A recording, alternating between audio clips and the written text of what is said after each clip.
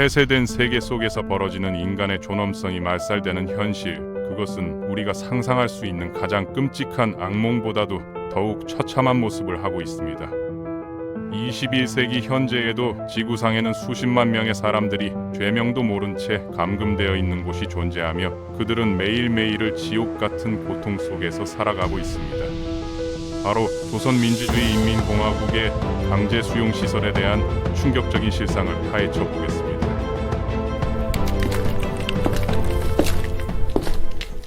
북한의 강제 수용 시설은 일반적인 교도소와는 근본적으로 다른 성격을 갖고 있으며 죄를 지은 사람이 정해진 기간 동안 형을 살고 출소하는 곳이 아닙니다. 이곳은 정치적 목적으로 사람들을 격리시키고 통제하는 도구로 활용되고 있으며 체제 유지를 위한 공포 정치의 핵심 수단으로 기능하고 있죠. 이러한 시설들의 뿌리를 살펴보면 20세기 인류 최악의 학살 현장이었던 나치, 독일의 아우슈비츠와 소련의 굴라그에서 그 원형을 찾을 수 있습니다. 아우슈비츠는 독일 나치 정권이 유대인을 비롯한 수많은 무고한 사람들을 체계적으로 말살하기 위해 만든 죽음의 공장이었습니다. 이곳에서는 가스실을 통한 대량 학살과 함께 잔혹한 인체 실험, 굶주림과 질병으로 인한 죽음이 일상적으로 벌어졌으며 인간을 숫자로만 취급하는 비인간적 시스템이 작동했죠.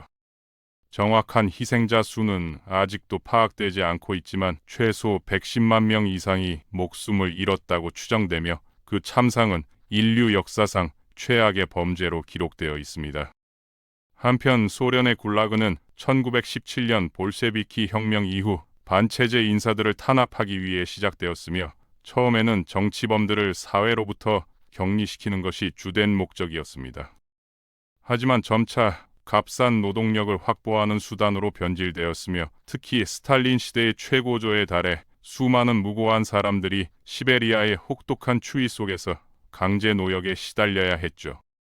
일부 연구에 따르면 약 1850만 명이 굴라그에 수용되어 철도 건설과 문화 개발 등의 대규모 토목 공사에 동원되었다고 하며 그중 상당수가 혹독한 추위와 굶주림 속에서 죽어갔습니다. 그런데 북한의 강제 수용 시설이 이들과 결정적으로 다른 점은 자국민만을 대상으로 한다는 것이며 이는 인류 역사상 매우 드문 일입니다. 나치는 유대인이라는 특정 민족을, 소련은 정치적 반대파를 주로 수용했지만 북한은 같은 민족, 같은 언어를 쓰는 자국민들을 상대로 이런 일을 벌이고 있죠. 더 놀라운 것은 냉전이 종료되고 소련이 해체된 지 30년이 지난 지금까지도 이런 시설들이 계속 운영되고 있다는 점이며 오히려 그 규모와 잔혹함이 더욱 심화되고 있습니다. 현재 전 세계 어디에서도 이런 규모의 정치범 수용소를 운영하는 국가는 북한이 유일하며 이는 21세기 인류 문명의 부끄러운 현실이라 할 수 있습니다. 이런 시설들이 본격적으로 만들어진 것은 김일성이 권력을 잡은 이후였으며 특히 6.25 전쟁이 끝난 후 체제 강화를 위한 수단으로 활용되기 시작했습니다.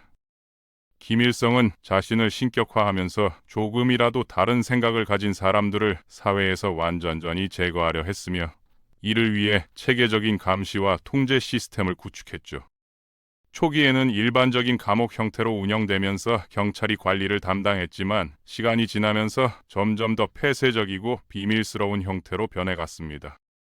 하지만 1968년 대규모 폭동이 일어나고 탈출 사건이 연이어 발생하자 경찰 대신 군부대가 경비를 맡게 되었고 보안 체계도 대폭 강화되어 현재와 같은 철통 보안 시설로 변모했습니다.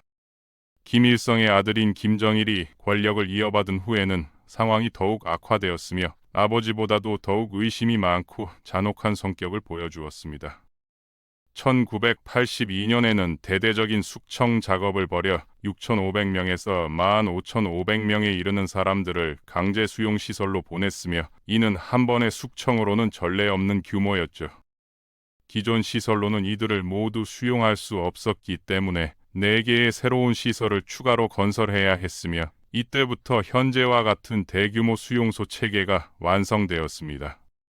현재의 김정은 정권 하에서는 수용 기준이 더욱 낮아져서 한국 드라마를 시청하거나 외국 음악을 듣는 것 같은 사소한 이유로도 이런 곳에 보내지는 경우가 늘고 있습니다.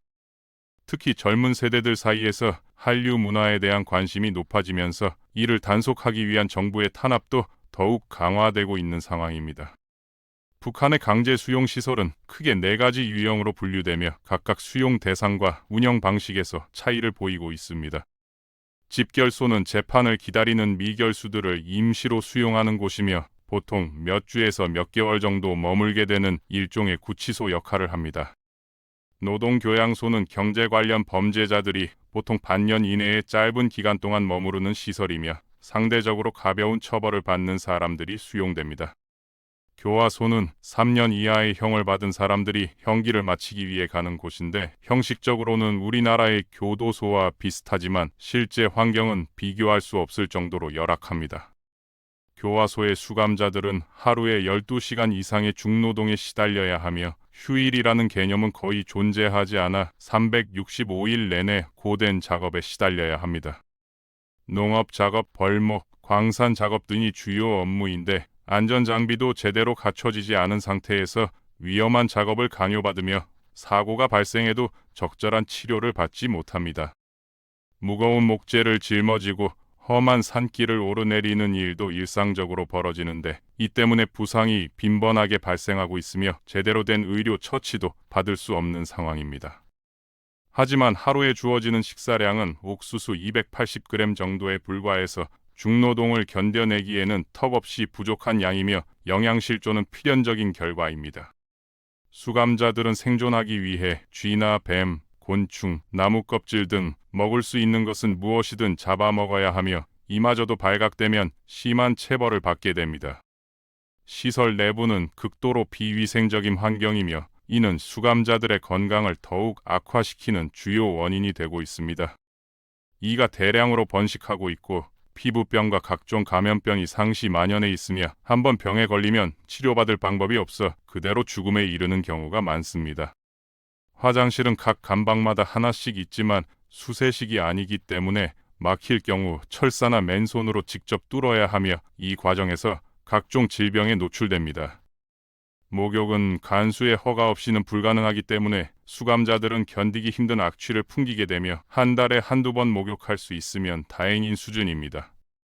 1년 중 며칠간의 국경일을 제외하고는 거의 쉬는 날이 없고 일과가 끝나도 자유시간은 거의 주어지지 않으며 모든 시간이 통제와 감시하에 놓여 있습니다. 부족한 저녁 식사를 마치면 좁은 공간에 많은 사람들이 모여 앉아 최고 지도자의 교실을 2시간 30분 동안 복창하는 사상교육 시간이 기다리고 있습니다. 정해진 내용을 제대로 암기하지 못하면 체벌을 받을 뿐만 아니라 그나마 짧은 수면 시간도 더욱 줄어들게 되며 이는 수감자들에게 추가적인 고통을 안겨줍니다. 사상교육 내용은 주로 김씨 일가에 대한 찬양과 체제의 옹호, 그리고 자신들의 죄에 대한 반성문 작성 등으로 구성되어 있으며 진심으로 받아들이지 않으면 더 심한 처벌이 따릅니다. 이런 지옥 같은 환경에서도 가족들이 면회를 올 수는 있지만 이마저도 많은 제약과 조건이 따르며 자유롭게 만날 수는 없습니다. 면회객들은 반드시 의약품이나 전 등 18kg 정도의 옥수수 가루 등을 가져와야 하며 빈손으로는 절대 면회가 허용되지 않습니다. 교화소에서는 생활에 필요한 물품들이 전혀 제공되지 않기 때문에 외부에서 가져오는 이런 물건들은 수감자들에게 생명줄과 같은 존재이며 생존을 좌우하는 중요한 요소입니다. 이런 물품들은 다른 생필품과 교환하는 수단으로도 활용되며 수감자들 사이에서 일종의 화폐 역할을 하기도 합니다. 힘든 생활을 견뎌내고 형기를 마치면 출소할 수 있지만 그 전에 반드시 서약서에 서명해야 하며 이를 거부할 권리는 전혀 없습니다. 서약서에는 교화소에서 경험하거나 목격한 모든 일들을 절대 외부에 발설하지 않겠다는 내용이 포함되어 있으며 이는 진실 은폐를 위한 핵심 수단입니다. 당연히 거부할 권리는 없고 만약 이 약속을 어기면 이번에는 정말로 살아서 돌아올 수 없는 곳으로 보내진다는 것을 모든 사람들이 알고 있습니다. 마지막으로 설명할 곳은 강제 수용시설 중에서 가장 끔찍한 곳인 관리소이며 이곳은 수용자의 절반 이상이 사망하는 명실상부한 죽음의 땅입니다. 이른바 정치범수용소라고 불리는 이 시설은 북한 강제 수용 시설의 최종 단계이며 한번 들어가면 살아서 나올 가능성이 거의 없는 곳입니다. 교화소는 그래도 뇌물을 주면 면회가 가능하고 살아남으면 언젠가는 출소할 희망이라도 있지만 관리소에는 그런 희망조차 존재하지 않으며 절망만이 가득한 곳입니다. 정치범 수용소에 수용되는 사람들의 특징을 살펴보면 정부를 비판한 사람, 남한 문화와 접촉한 사람, 체계적으로 탈북을 시도한 사람 등이 주요 대상입니다. 하지만 수용 이유가 명확하게 정해져 있는 것은 아니고 정부의 불편한 존재라고 여겨지는 사람은 누구든 끌려갈 수 있으며 그 기준은 매우 자의적입니다. 공식적으로는 존재하지 않는 시설이기 때문에 대상자들은 한밤중에 갑자기 집에서 끌려나가 강제로 실종되며 가족들도 그들의 행방을 알 수 없게 됩니다. 재판 같은 공식적인 절차는 전혀 없고 가족들에게도 사실이 통보되지 않으며 마치 그 사람이 세상에서 완전히 사라진 것처럼 처리됩니다. 하지만 국민 대부분은 이런 수용소의 존재를 알고 있고 언제 자신이 끌려갈지 모른다는 공포에 떨며 살아가고 있으며 이는 체제 유지의 핵심 수단이 되고 있습니다. 만약 수감자가 기혼자라면 사회적 연결고리를 차단하기 위해 강제로 이혼시키기도 하며 연좌제라는 이름으로 수감자의 가족과 친척들도 함께 수용소로 보내지는 경우도 많습니다. 자신이 왜 수용되었는지 이해하지 못하는 사람들이 대부분이고 더 심한 경우에는 그들을 연행한 보위부원조차 정확한 죄명을 파악하지 못하는 상황입니다. 정치범 수용소는 크게 두 종류로 나뉘는데 몇 개월에서 10년 정도의 유기형이 내려지는 혁명화 구역과 평생 나올 수 없는 완전 통제 구역으로 구분됩니다.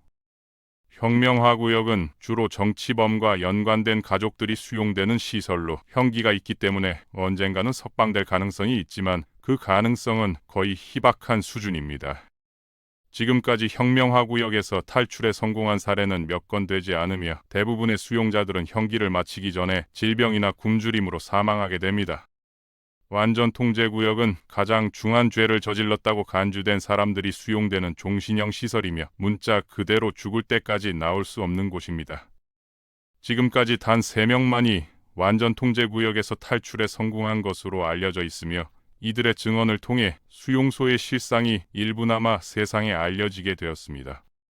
수용소의 감시 체계는 매우 엄격하며 수감자들의 탈출이 어려울 뿐만 아니라 외부에서 정보를 얻는 것도 거의 불가능한 구조로 설계되어 있습니다.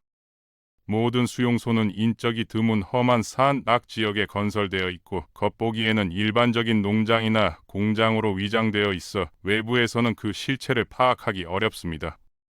신원이 확인된 일부 관계자들만 출입이 허용되고 간수나 석방된 수용자, 수용소 인근 지역 주민들은 관련 정보를 누설하면 엄벌에 처한다는 협박을 받습니다.